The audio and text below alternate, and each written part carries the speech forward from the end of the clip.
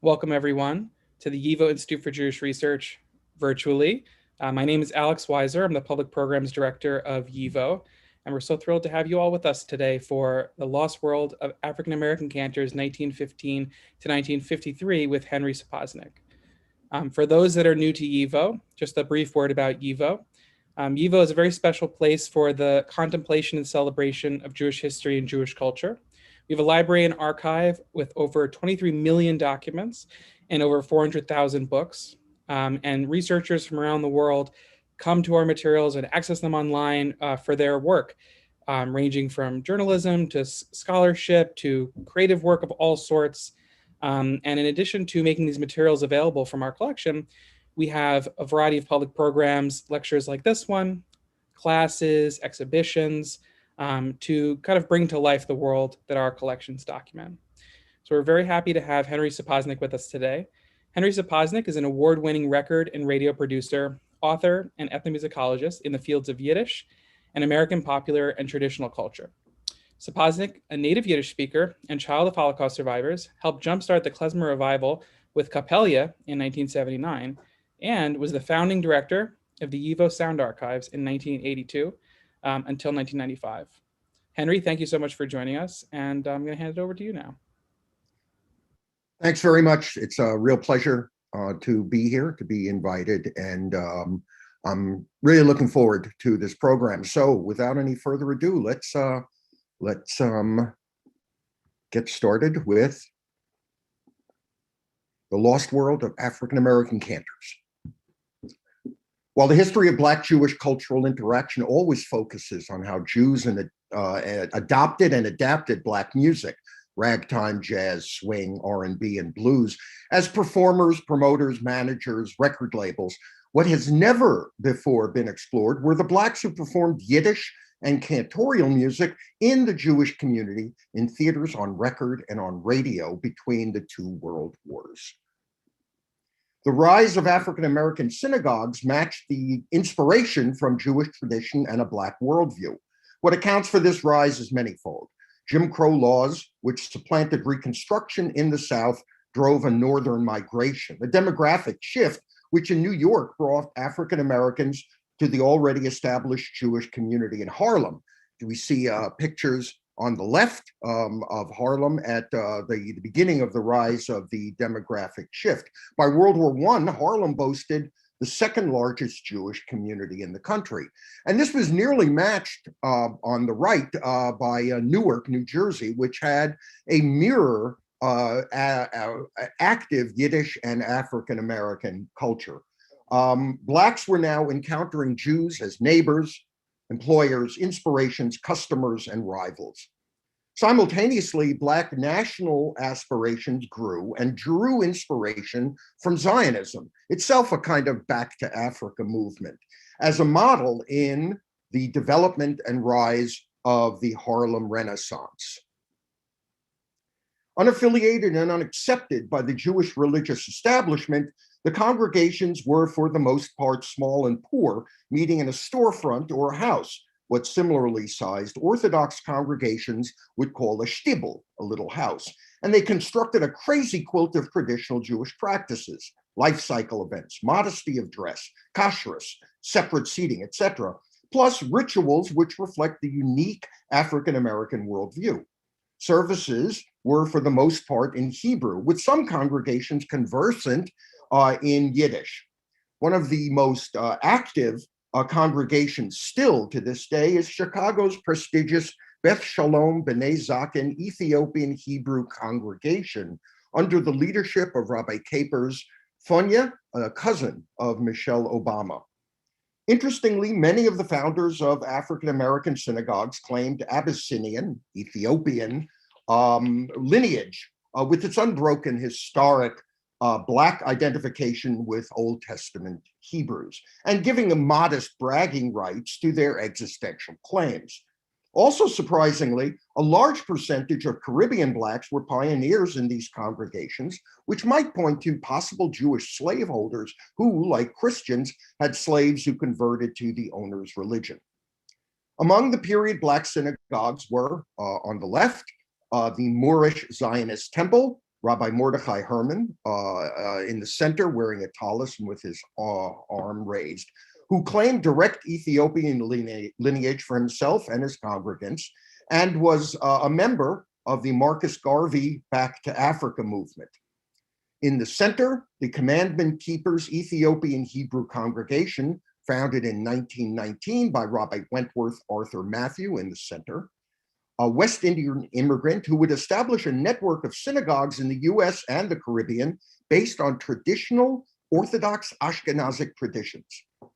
There was also Congregation Beth B'nai Abraham on the right, founded by the Barbados-born Rabbi Arnold Josiah Ford, pictured there holding a string bass.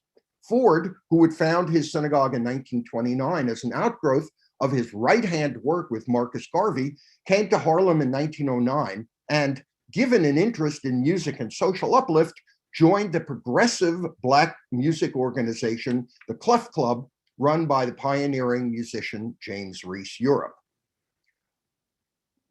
A good model for the easygoing eclecticism of the rising Black Hebrew congregations in their prayer modes can be found in the pages of the Universal Ethiopian Hymnal, composed and compiled by Rabbi Ford, there on the left. In its pages, we find a cross-section of influences from the various Abrahamic faiths, such as at the top, Allah Akbar, and underneath it, Adon Olam, using both Rabbi Ford's terrific translation from the Hebrew and using the melody that is standard in the vast majority of Ashkenazic synagogues. And finally, on the right, the mercy seat, a prayer derived from the Southern Baptist Church. Another member of the Clef Club was Harlem stride pianist Willie the Lion Smith, born William Henry Joseph Bonaparte Bertoloff, 1897 to 1973, who throughout his life actively proclaimed his Jewish connection. In the opening of his 1964 memoir, Music on My Mind, Smith pays homage to his Jewish father, his youthful years in Newark, and Jewish neighbors, the Rothschilds, in a story which actually closely mirrors that of New Orleans cornet player Louis Armstrong. The Rothschilds in Harlem, in Newark, really gave a lot of attention to Willie the Lion Smith, and not only saw to it that he received a religious instruction from a local rabbi, but the rabbi himself, who saw how quickly Willie Smith took to his training, gave him cantorial training by teaching him the vast literature of cantorial modes, tropes, and articulations. You could say I am Jewish partly by origin and partly by association, Smith wrote. As it turns out, I favored the Jewish religion all my life, and at one time served as a Hebrew cantor in a Harlem congregation. Sadly, there are no recordings of Willie the Lion Smith's chazonis, but there is a little bit of his Yiddish work. This from a radio interview where he does a takeoff on the slightly blue Yiddish song Nacha Bissel. Duke and them, when they first come with the band, they was working down in Bernstein's downtown. So in Jewish, you know, we say Nacha Bissel, knock, knock. So I taught this to Duke. Nacha Bissel, knock, knock, knock. Ich hab a bissel, knock, knock, knock. Give a bissel, always mir, give a stickle, always mir. Nach a bissel, knock, knock, knock. Ich hab a bissel, knock, knock, knock. Always give a bissel, knock, knock, knock. Ich hab da liegt da, sie gehen, komm na schöner, mach a moitze, nach a bissel, knock, knock, knock. Give a stickle. Willie Lion Smith was so particularly proud of his affiliation that he printed up a business card pictured here on the right, where he advertised himself not only teaching piano and voice training, but also as der Yiddish Khazn, in Yiddish, the Hebrew cantor. The fact that we know anything about the diversity of Black cantors in the 1920s is thanks to journalist and essayist Shimon Rubinson of the Yiddish Tagblatt, the Jewish daily news, who in his weekly column from Groß New York, from Big New York, produced a series of pithy feuilleton, well-observed portraits of local Jewish life. And one subject which Mendelssohn took particular interest in was the intersection between Black and Jewish life, most notably in the phenomenon of the Shvartse Khazn. In the pages of his periodic column, we meet on June 28, 1920, Mendele der Shvartse Khazn, pictured on the upper left. As Rubinson wrote, he arrived in his office one day to find a young Black man waiting to speak to him. He introduced himself as Mendel, a press agent for Kessler's Theater, a popular Yiddish stage on the Lower East Side, and was looking for a plug in Rubinson's column for their new show, which featured Mendel's specialty, which was Yiddish songs and cantorial prayers. Asked for a demonstration, Mendel launched into the industrial-strength Yiddish showstopper, a Chazandel of Shabbos, a cantor on the Sabbath, a demanding pyrotechnical mix of ornate cantorial melismas and snappy barn-burning theatricality. As Rubinson wrote, he sings with a real Yiddish turn, with a real Yiddish moan and sigh. The old-time Jewish trope is there, and really Jewish. Make no mistake, he assures his readers, until now, we've only had a Jewish Black, Al Jolson, a cantor son who makes believe he is Black. But here is a Black man who is a cantor and who calls himself Mendele der Shvartse Khazn. Rubinson comments on Mendel's reiner Yiddish, his literate Yiddish, about his birth in Barbados, his coming to America around 1910, and his eventual migration to the Yiddish theater, concluding, here is Mendele der Shvartse Khazn, a non-Jew, a Black who offers up no name other than Mendel, but who is a real cantor here in Groß New York. Happy holiday, trumpets Rubinson in a column a few months later on September 20th. We have another Black cantor in New York, entitled Dovid di Kalistrita der Falash, on the right, upper right, translates Kalistrita as a calligrapher from the Ethiopian port city of Massawa, who claimed to know 29 languages and who, in a wide-ranging conversation which toggled effortlessly between Yiddish and Hebrew, offered a whirlwind narrative about being educated in Paris and Palestine, studying under a cantor in Russia as a meshoyer, an apprentice cantor, marrying a Jewish woman in Pinsk and fathering 2 children, doing translation work for the US Army in order to come to the United States to become a cantor. Rubinson was curious. What did Kalistrita's parents say about his marriage? They were horrified, he answered. It was a shanda. The real Jews of old were all brown or Black, his parents said. White Jews are not real Jews. They're just fakers. A notice in the June 1921 edition of Variety notes that Dovid HaKohen, now David Cole, has embarked on the vaudeville stage, both singing Yiddish songs and cantorial hymns and demonstrating his skills in 28 languages. We hear of him one last time in 1943 as Rabbi David di Kalistrita, the dean of the Pittsburgh Afro-American Language School of the Universal Ancient Ethiopian Spiritual Church of Christ, whose congregation he leads in Hebrew prayer. Rubinson's final column on Shvartse Khazn was recounting the visit with cantor Abraham ben Benjamin Franklin on the lower left, who was on a lecture tour to synagogues in the New England and Northeast area. Ben Benjamin, like Kalistrita, claimed an Abyssinian heritage and multilingual skills, which he demonstrated by writing out his lecture that he was giving in the synagogues, Comfort for the Jews, in Rashi script, the typeface that's used for the commentary in the Chumash and in the Talmud. These and other Black cantors, such as Rabbi Ford in the lower right, would appear in the column of the Yiddish Togblatt, and would be instantly identifiable to the Yiddish audiences in the 1920s as the Shvartse Khazn. But perhaps the best known of these Shvartse Khazn are the next two who we'll be talking about, beginning with Thomas LaRue Jones from 1894 to 1954. On the one hand, a portrait of him emerges from the interviews he gave for the various newspapers, both mainstream papers, Yiddish and African American.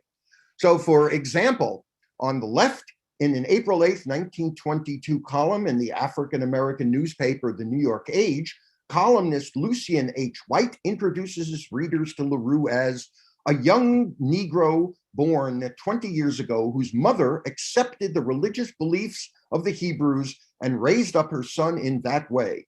He quotes LaRue, "It began with my mother. She lived in Newark where she found race prejudice to be very strong. She could make friends only with Jewish women, preferring the company of Jews to Christians."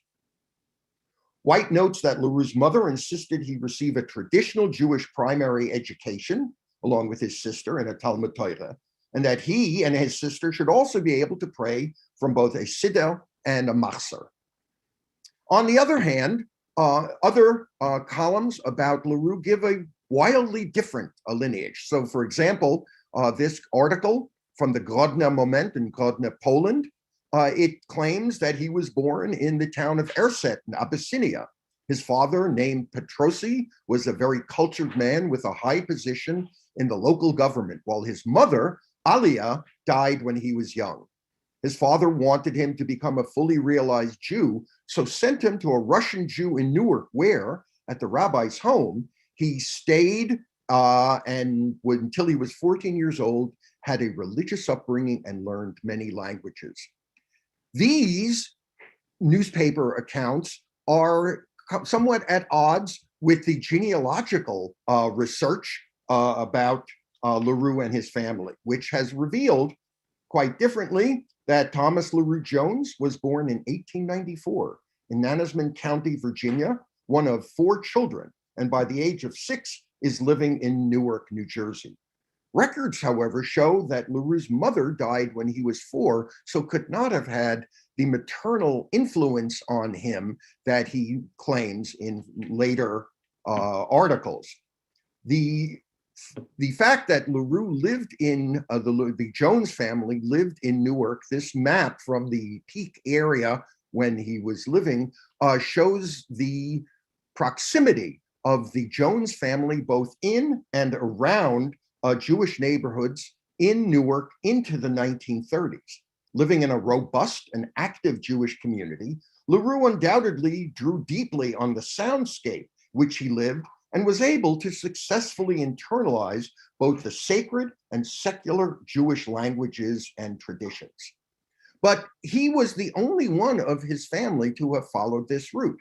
For example, he had 2 brothers. On the left, Demosthenes, Demos Jones, a noted singer and dancer on the Black vaudeville circuit, and a younger brother, Herbert Socrates Jones, H.S. Jones, who was a noted lyricist and songwriter in Tin Pan Alley. We first hear about LaRue Jones in 1916, performing as Der Intelligenter Neger in a series of salons sponsored by the Yiddish paper, The Forwards, and as befits membership in the restrictive Hebrew Actors Union, which required potential members to first play out of town.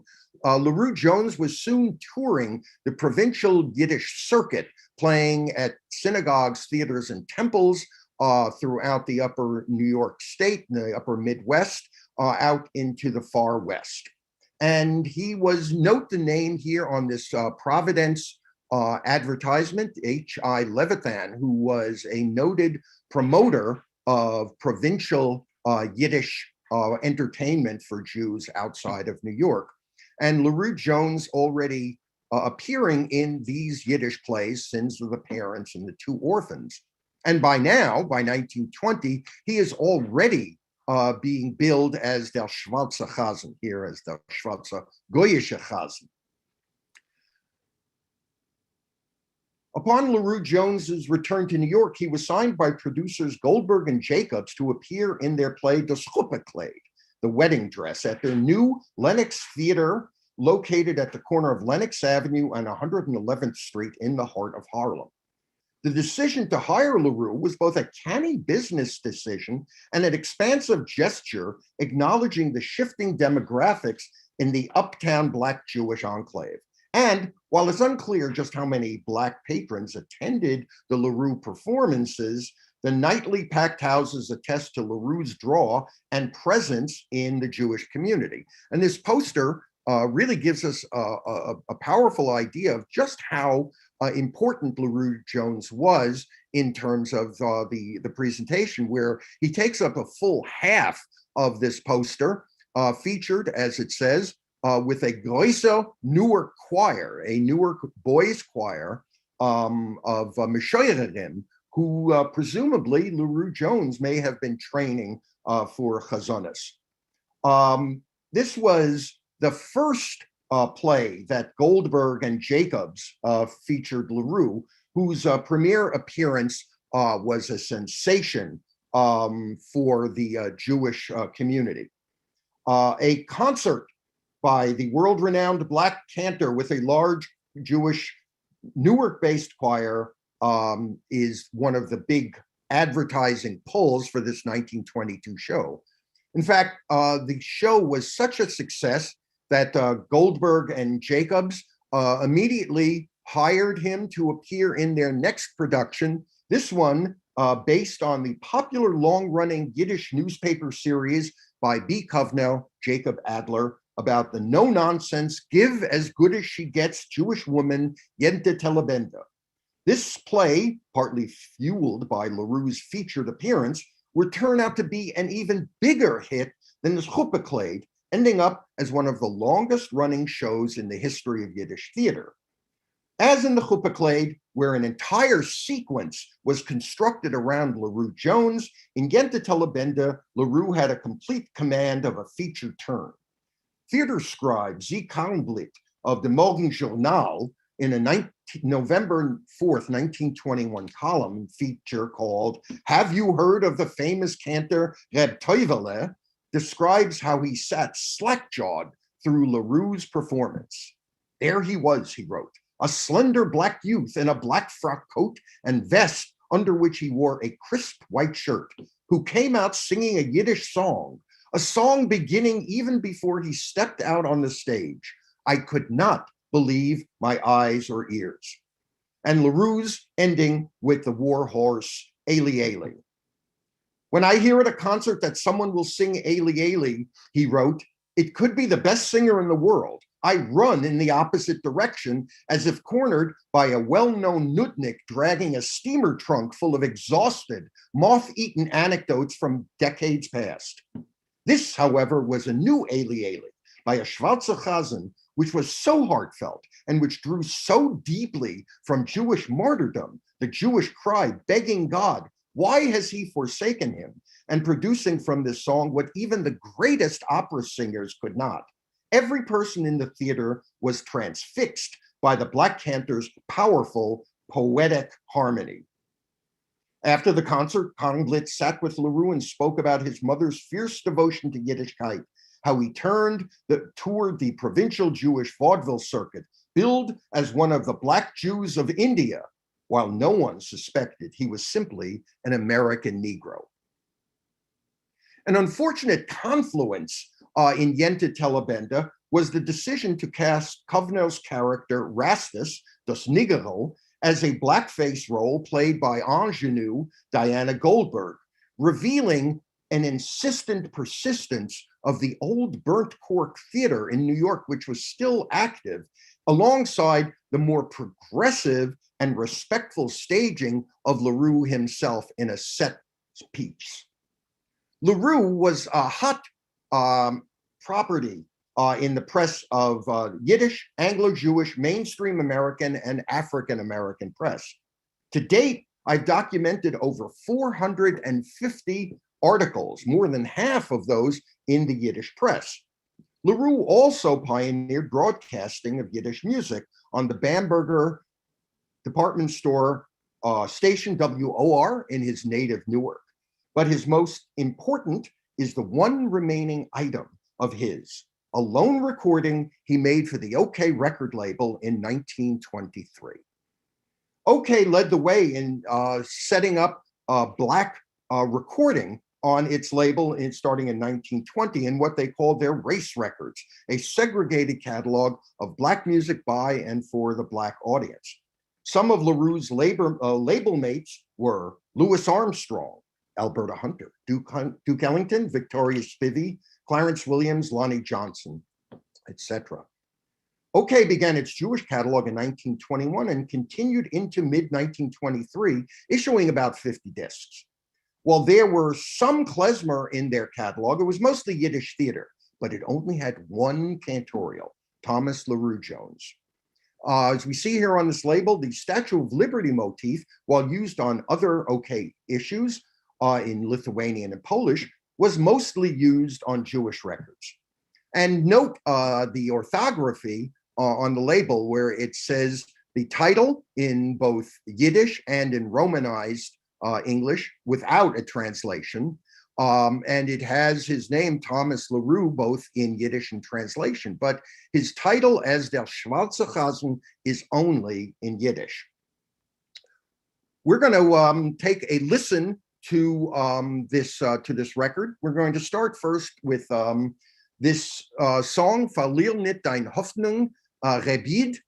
This is an early offering from Sholem Sekunda, still going under the name Samuel Sekunda, long before he did by Mir Bist du Shame. And instead of LaRue choosing a hot number from the current Yiddish stage or a comic vaudeville song in order to show off his accurate, elegant Yiddish, instead, he chooses a song which reinforced the historic bond between God and the Jews. We're going to take a listen to this song, Verlier nit dein Hoffnung, Rebid.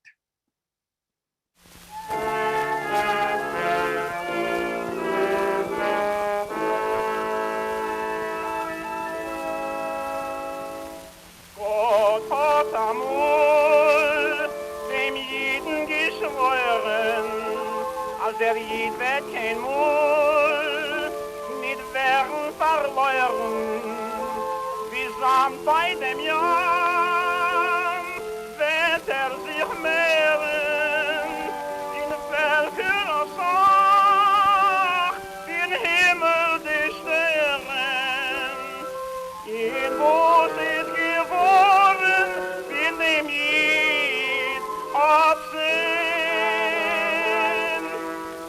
Der Goya der Scheune macht im Pogromen sein Blut halten fließen, fing wie in Stromen. Man verwirrt sein Leben als Schreck. In der Rot bei ihm alles weg.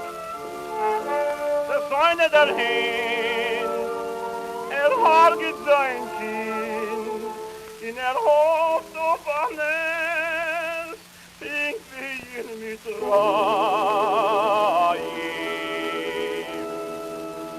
Die schon noch habo, wie Jerusalem.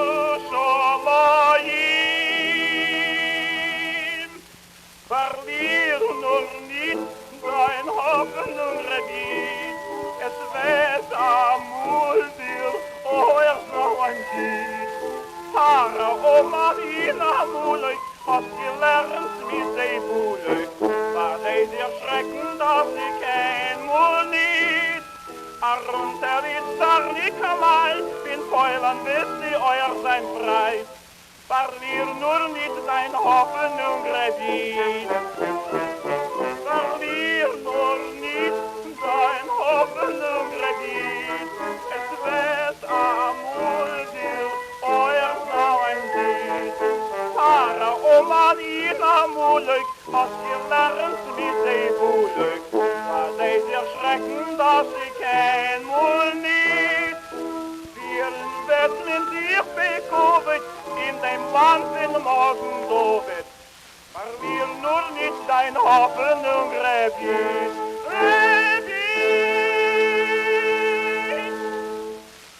Now, LaRue chose this most unapologetic listing of historic tormentors of the Jews, and the blunt invocation of Jewish blood-bought sheep is simultaneously a throwback to the earliest seedling days of the Yiddish theater a half-century before, with the street-singing shtetl griot, the Brodersinger, but also a leap ahead as a Yiddish corollary to another Jewish composition against racist violence with a powerful African-American association, Abel Meeropol's 1937 Strange Fruit, with its unforgettable Billie Holiday interpretation.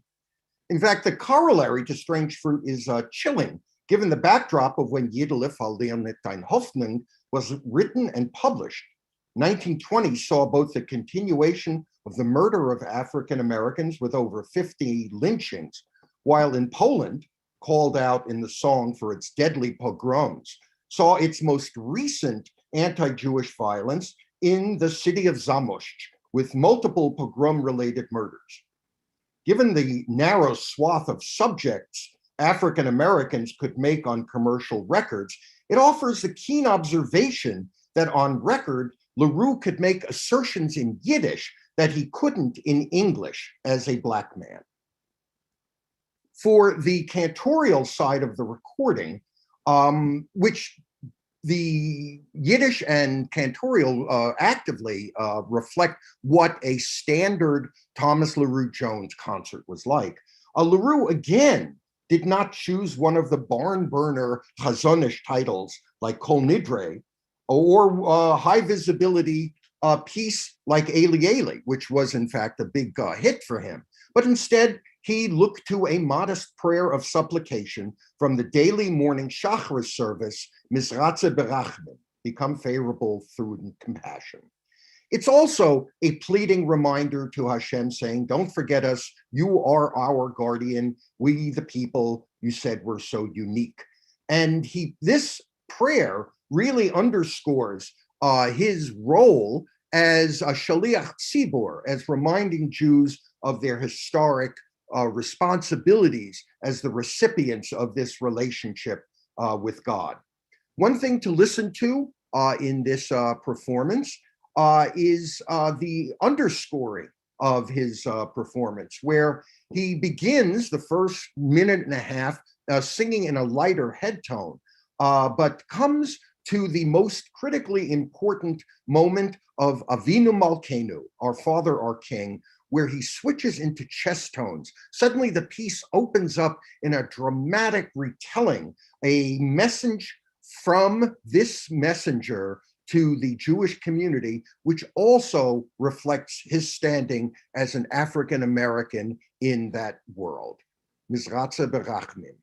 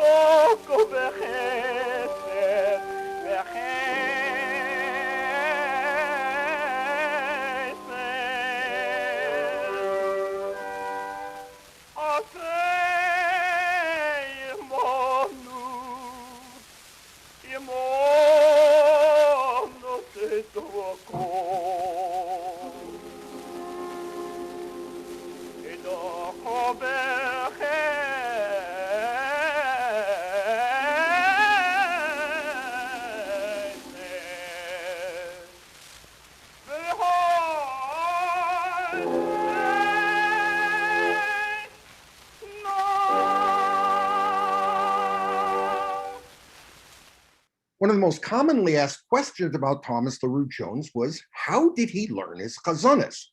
In some articles, a story is repeated about a young Thomas LaRue attending local services at an Orthodox synagogue, being enamored of chazonis, and when the cantor falls ill, he takes to the bima and completes the services.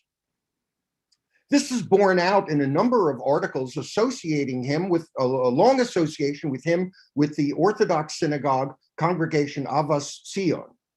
However, in other articles and in interviews with Thomas LaRue Jones himself, he blithely admits to learning his chazonis off recordings, a not at all uncommon occurrence, given that nearly 40% of all Jewish records made between 1900 and 1942 were of chazonim.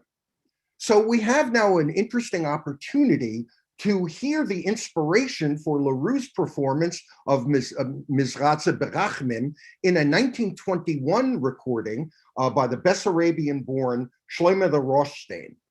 And we really hear the artistic elements which LaRue brings to this performance. Mizratze Berachmim by Shlomo the Rothstein.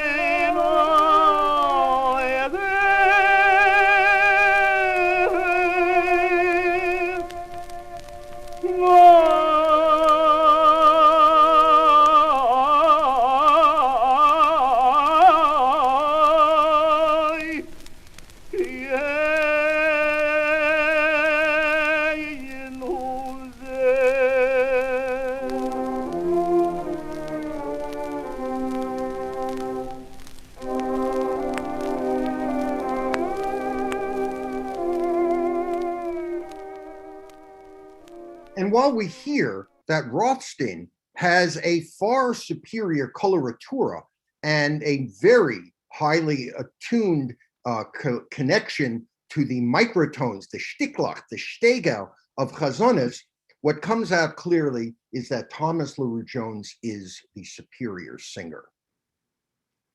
A dispatch posted in Cairo by the Jewish Telegraphic Agency on September 1st, 1930, heralded LaRue taking an audacious tour organized by H.I. Levithan through the historic Jewish homelands where the culture and languages of the Jews were first born.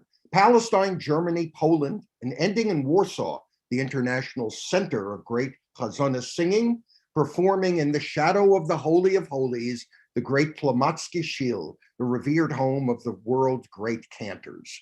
And here on this map of the first tour, we see his tour going through Warsaw, Białystok, Grodno, Berlin, Leipzig, and this tour was historic in more than one way, because if the American Jewish community was stunned by the fully formed arrival of Thomas LaRue Jones, they were, of course, used to seeing African Americans in their daily lives.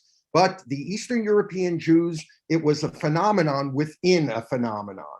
And this particular made him a real darling and a magnet for the Yiddish press. So, for example, the top headline reads, Shvartse Khazn von Amerika macht don a Tumult zwischen polnische Jiden. This was the headline in the foreword. The Yiddish paper actually sent a reporter to follow him around, and it said the black cantor from America makes problems among the Polish Jews. And as if most of the stops on his tour, like, for example, the various other cities that he played in Warsaw, it was a tough house. As the headline on the bottom reads, Der Shvartse Khazn, with quotation marks, hat Nächten gehabt in Walsche a Schwarze Sof. The Black Cantor last night had in Warsaw a dark ending. The Warsaw audience was not amused, partially because the promoters of the tour had recently sent them a cantor who only had the same name as a more famous cantor. And in fact, the cartoon on the right, which was taken also from the Walsche Express, which reads Der Khazn, with quotation marks, mit sein Meshorer. The Meshorer, his apprentice, is actually the promoter, and where he says at the bottom, look, everyone will know that you don't know how to daven because the machzor is upside down. But this was actually not the case. Most of the audiences on his tours through Eastern Europe were really thrilled and stunned by the amazing performances that LaRue brought to them. And despite the controversies for a number of the audiences who claimed he wasn't a Jew, it may have been, as they said in one of the newspapers, there may have actually been a real Chazan behind the stage. LaRue returned to tour Europe a number of times between 1930 and ending in 1936. And this was really telling about his ability to continue to bring his performances to ready audiences. The last we hear about LaRue Jones was a concert, again, in the congregation of Havas Zion, the synagogue that he was associated with from the early 1920s. And a recently uncovered obituary of his from 1954 revealed, as on the right in my search, that LaRue was buried in an unmarked grave in a cemetery outside of Newark. And a GoFundMe campaign, which I launched a few months ago, has recently ended with what will be the erection of a headstone on his unmarked grave on the 63rd anniversary of his death on this October 7th. And it's this kind of arc in terms of a Black performer in the Jewish community might seem to have been the most insurmountable for someone to take on, internalizing Jewish music and to be an appendage and to be in tandem with the Jewish community. How much more difficult would it have been if there was a change? For example, if he was a woman? Well, we actually know how that would be by studying the example of Goldie Mae Steiner, who billed herself as Goldye di Shvartse Khaznte. We first learn about Goldie in a newspaper report starting around 1906, reveal her as Goldie Mae Steiner, living in the comfortable Black middle class of Milwaukee, Wisconsin, as an active member of the city's Baptist church, and a student of Black doyen Azalea Hackley, who pioneered the teaching of Western art music to Black women as part of their social uplift. The performances of Goldie Mae Steiner were powerful enough to get her regular press and touring in the Black community. By 1920, she is appearing in one of the earliest of the Chicago jazz orchestras, John A. Wicklett's famous Ginger Band, and appearing on the radio with this jazz orchestra.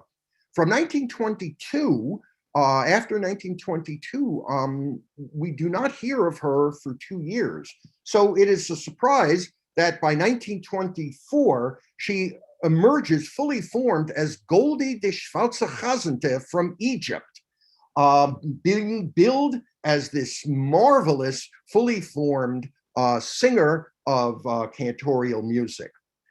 In her tours throughout the Midwest, she is her newly formed backstory is particularly stunning. So, for example, in the Jewish Criterion in Pittsburgh, which gave a wide-ranging promotion, billed her such: Goldie, the colored cantor's life reads like a story from 1001 Nights. Goldie, the colored cantor, one of the most beautiful women in Africa, was born in Abyssinia 28 years ago. Once a tribal chief met her at the mines, and after hearing her sing, his interest was so great that he sent her to Milan, Italy, to cultivate her voice. Goldie is a member of the Jewish tribe known as Sheba of Giza. They are a tribe of colored Jews in Africa. And when Goldie returned from her studies in Italy, she sang on a concert stage in Africa, as well as the synagogue of her own people. Goldie sings in 6 languages: Hebrew, Yiddish, Russian, German, French, and English. Goldie is a linguist, a poet, and a composer.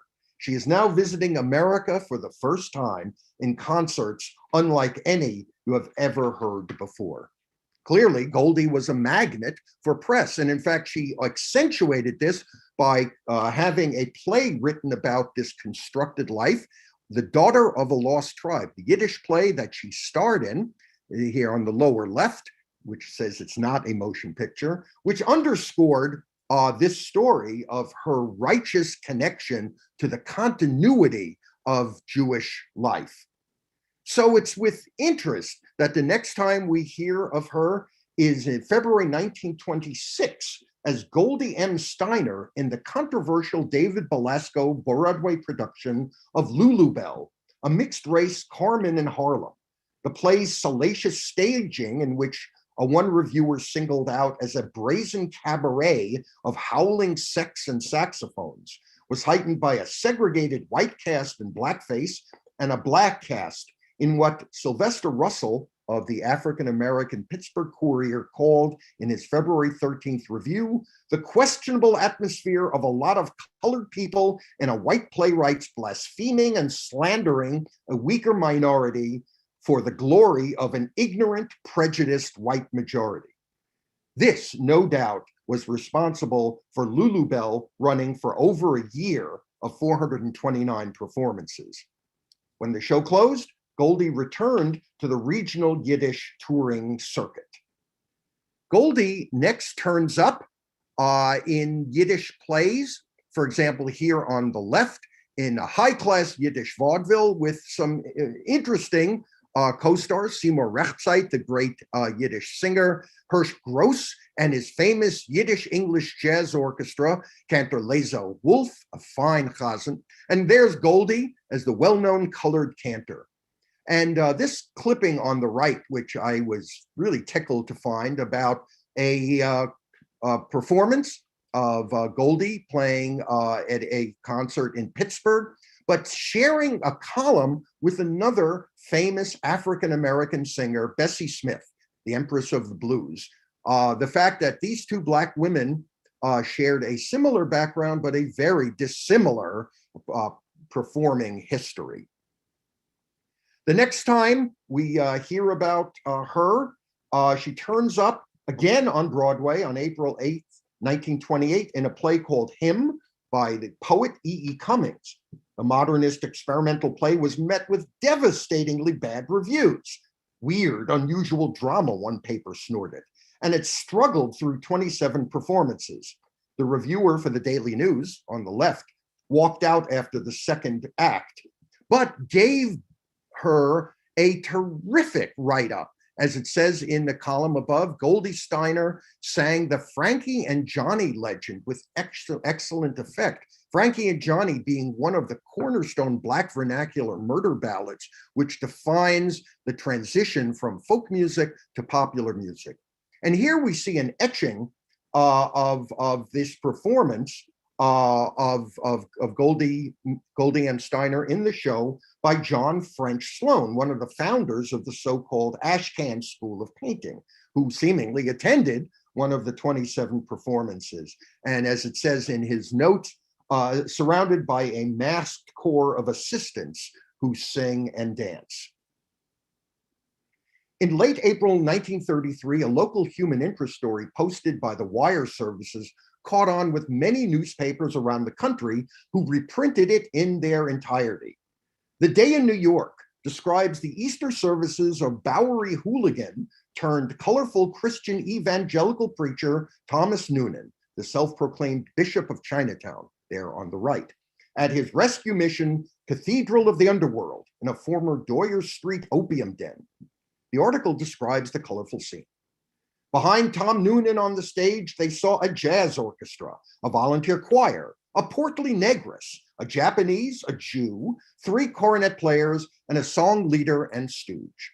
It went on. The negress turned out to be Goldie Mae Steiner, student of Hebrew and the only colored woman cantor in America. She sang the great Jewish lament, Eli Eli, then sat down and joined lustily in Onward, Christian Soldiers. Starting in 1933 until the show went off the air in 1938, Goldie Mae Steiner was a Jewish music regular on Noonan's Sunday afternoon Cathedral of the Underworld show on WMCA. See that listing on the left. Ironically, the show would lose its slot in 1938 to the syndicated programs of Nazi provocateur Father Charles Coughlin. And despite the Christian context of Cathedral of the Underworld, the Noonan programs were regularly featured in the radio listings of the Yiddish press, which really point to her incredible command of Yiddish and Chazonis and the real foretelling of an actual connection to the Jewish world. Her final concerts revealed an incredible stretch, both in the Yiddish world and in the Black world. And these concerts really together show just how much of a sensation she was in both communities. For example, on the left in 1938, it is a fundraising concert for the Urban League held at Brooklyn's Brooklyn Academy of Music. And here she is sharing a stage with Duke Ellington, Fats Waller, Buck and Bubbles, Fifi Dorsey, and other great Black performers. Interestingly, she is billed as Millie Goldie Steiner, only negress cantor in the world. So in this concert, aimed solely at the Black community, she steps out using her stage name as a Black cantor, connecting her to the Jewish community. We go to the next year in 1939 for an Alexander Olshanetsky musical starring Yitzchok Feld called the Polish Rebbe. And here she is billed as using her Black birth name, Goldie Mae Sellers, and also given column space by the reviewer. The cast is aided by the presence of Miss Goldie Mae Sellers, a colored entertainer of generous proportions who adds some novel, if startling, touches to the proceedings.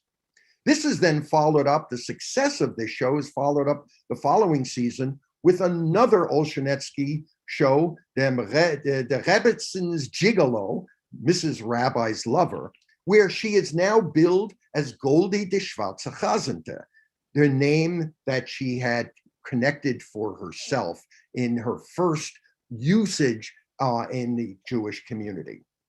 About this time, we lose sight of Goldie Mae Steiner after a marriage, and sadly, she disappears in not only the Jewish world, but in general, and slowly has faded away. This era of the Shvartse Khazn also slipped away after the Second World War, victim of changes in the cultural landscape and soundscape of Jewish Americans. The decline in the Yiddish after the Holocaust, the rise of Hebrew as a popular culture and language, was followed by a change in cantorial services themselves, gravitating away from the soloistic chazonis of pre-war cantors to more accessible song leader and congregational singing of today. And finally, the political change in the connection between African Americans and Jews in the civil rights era and beyond. It was with this recent discovery of the Thomas LaRue record after a search of mine for over 40 years, which finally gave us an entree to the validity and the value and the power of this movement of African Americans who took an active part in the carrying and prognation of Jewish culture to the Jewish community and shifted our understanding of true bicultural interaction between these two communities.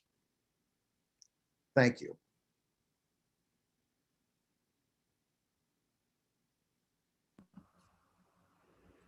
Thank you so much. That was fascinating. We have tons of questions. So we'll spend a few minutes and see what we can get to.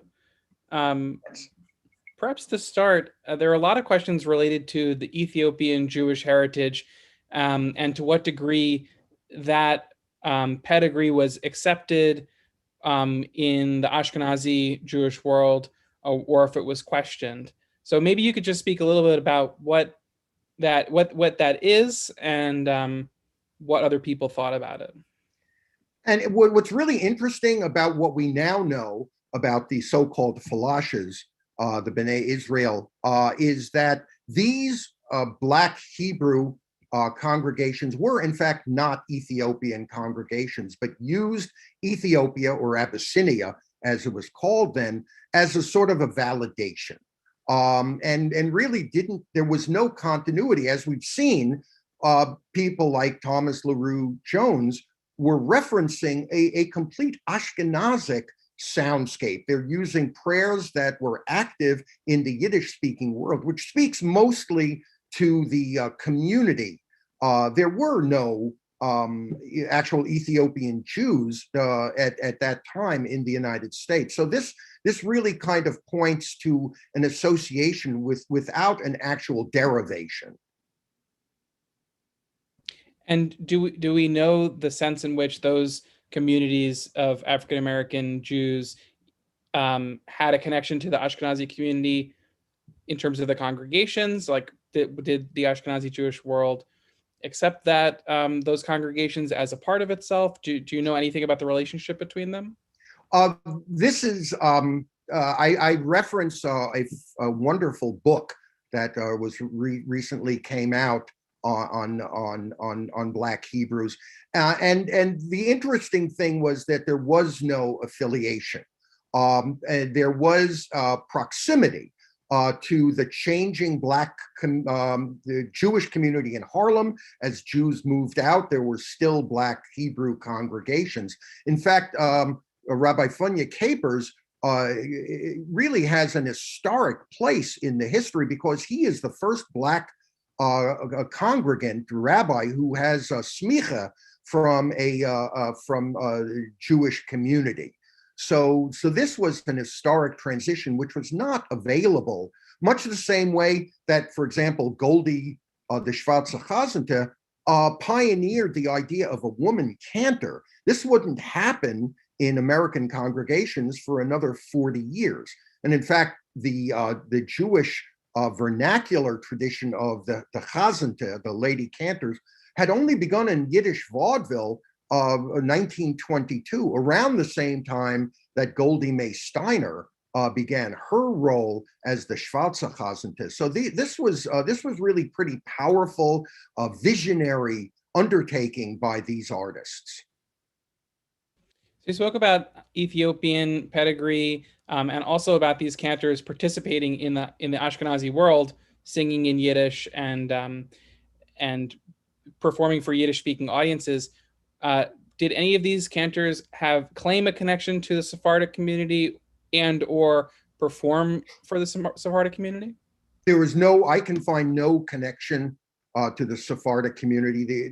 There wasn't a significant enough population for that connection. This is primarily an Ashkenazic and immigrant experience. And this is one of the interesting things, because if we look to the biblical concept of the shibboleth, the idea of the pronunciation, the idea of language as an indicator of entree, this was an immigrant Jewish community for whom Yiddish and davening and ivre were second nature. So the idea that a Black performer can get on stage and do these things and find an active, continuing interest in the Jewish community, in the Ashkenazic immigrant community, shows just how powerful their abilities were. The Jewish community, I have to say, until I found the record, I was afraid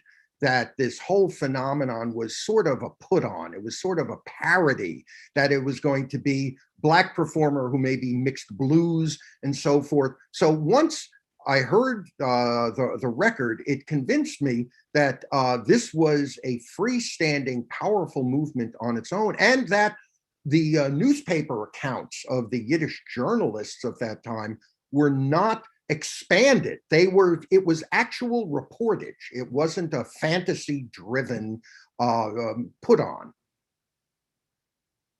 Fascinating. A number of viewers have asked about the word Shvartse, which in Yiddish simply means black, but have noted, for example, that it has been used derogatorily in many contexts. Perhaps you could explain a little bit about the word, its use here, the way that it may or may not have changed over time. This is really, I was really taken aback by the response to this actual banal quotidian expression. This was a term that merely meant black.